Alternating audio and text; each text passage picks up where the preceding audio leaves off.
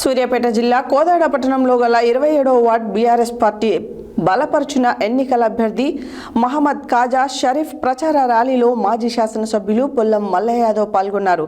ఈ సందర్భంగా వారు మాట్లాడుతూ రేవంత్ ప్రభుత్వం ఇచ్చిన హామీలు నెరవేర్చలేని స్థితిలో కాంగ్రెస్ పార్టీ ప్రభుత్వం ఉందని, 2 ఏళ్లు గడుస్తున్నా హామీలు పూర్తి కాకుండా తిరిగి మున్సిపల్ ఎన్నికలకు సిద్ధమయ్యారని తెలిపారు.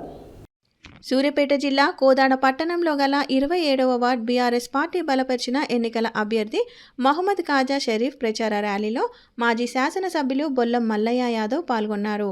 ఈ సందర్భంగా వారు మాట్లాడుతూ రేవంత్ ప్రభుత్వం ఇచ్చిన హామీలు నెరవేర్చలేని స్థితిలో కాంగ్రెస్ పార్టీ ప్రభుత్వం ఉందని, 2 ఏళ్లు గడుస్తున్న హామీలు పూర్తి కాకుండా తిరిగి మున్సిపల్ ఎన్నికలకు సిద్ధమయ్యారని తెలిపారు.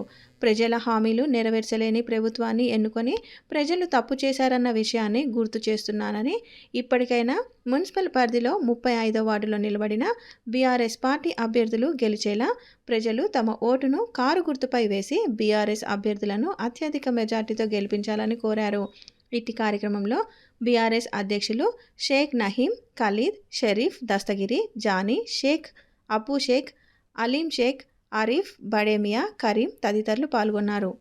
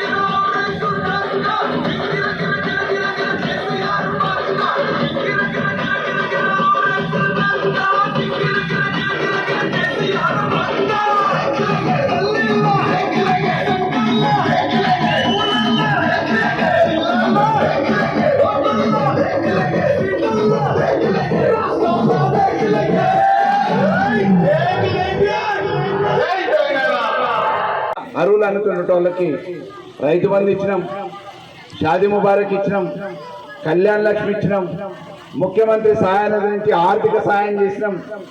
షాదీ ముబారక్తో పాటు ఇఫ్తారు తోఫాలు ఇచ్చినాం.